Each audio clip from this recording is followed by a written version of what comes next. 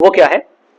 Epiglottis के बाद जैसे हमने पढ़ा कि लैरिंक्स के बाद जो है यहां पर ग्लॉटिस होता है, ग्लॉटिस के ऊपर होता है एक मस्कुलर फ्लैप जिसको एपिग्लॉटिस कहेंगे, इसके ऊपर एपिग्लॉटिस होता है, और एपिग्लॉटिस के नीचे यहां पर जो एक स्ट्रक्चर होता है इसको क्या कहा जाता है? लैरिंक्स कहा जाता है, जिसको वॉइस बॉक्स भी आप लोग कह सकते हो। और फिर उसके अलावा ये जो स्ट्रक्चर होता है, ये स्ट्रक्चर, इसको ट्रैकिया कहा जाता है। इस स्ट्रक्चर को बोलेंगे TRACHEA, ट्रैकिया। ट्रैकिया बना होता है कार्टिलेजेस का, और कितने कार्टिलेजेस?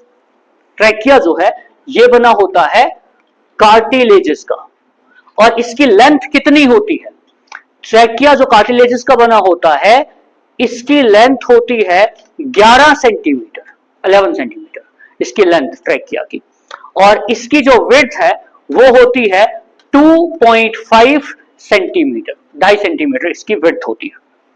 और ये जो कार्टिलेजेस का बना होता है वो इसलिए होता है ताकि जो कार्टिलेजेस हैं वो इसको कोलैप्स होने से बचा सके।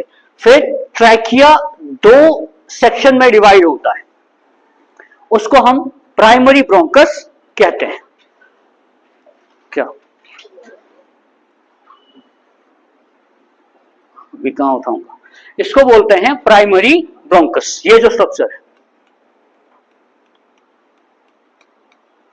प्राइमरी ब्रोंकस, BRONCHUS, ये आ गया प्राइमरी ब्रोंकस।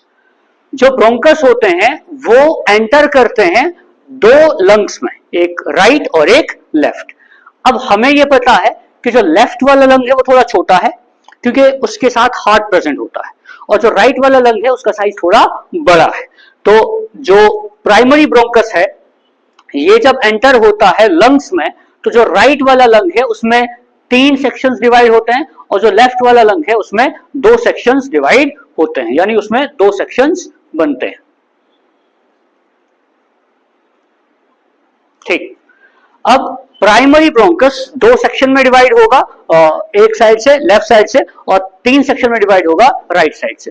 तो ये यहां पर डिवाइड होगा 3 सेक्शंस में।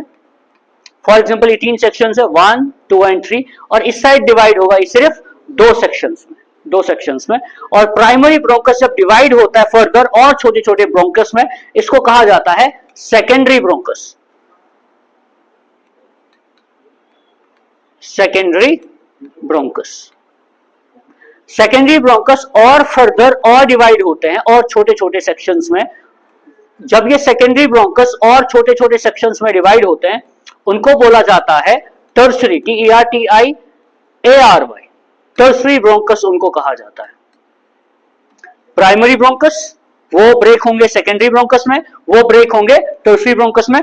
टर्शरी ब्रोंकस और ज्यादा फर्दर ब्रेक हो जाते हैं, इससे और छोटे छोटे जो ब्रोंक्यूल्स है वो प्रोड्यूस होते हैं। तो इनको कहा जाता है, टर्शरी ब्रोंकस के बाद जो स्ट्रक्चर बनते हैं उनको ब्रोंक्यूल्स, BRONCHIOLS, ब्रोंक्यूल्स कहा जाता है। ओए समझो, इधर तब आना ना जब पढ़ना होगा, गप्पे मारनी होगी, हंसना होगा तो इधर नहीं आना, खदे कहीं के। अभी तक कुछ नहीं बोल रहा था। ये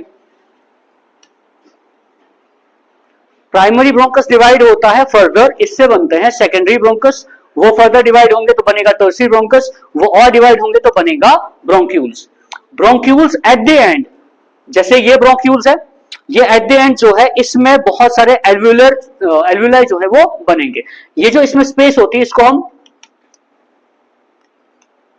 एल्वुलर सैक्स इनको कहा जाता है, और इसके थ्रू अब ऑक्सीजन जब एंटर करती है ना, ऑक्सीजन इसके थ्रू एंटर करेगी, यहां से एंटर करेगी, यहां से एंटर करेगी, इधर भी एंटर करेगी, यहां भी, इधर से भी और इधर से भी, और फिर यहां पर एक्सचेंज ऑफ गैसेस होगा, ऑक्सीजन बाहर जाएगी और ऑक्सीजन जो है वो लंग से आकर ब्लड में चली जाएगी, और कार्बन डाइऑक्साइड जो है इसमें ट्रांसफर हो जाएगी। फिर कार्बन डाइऑक्साइड का ये पाथ रहेगा और फिर यहां से बाहर चली जाएगी।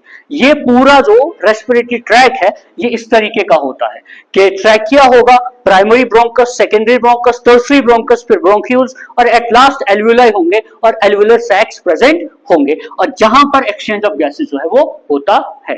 ठीक है, काफी है।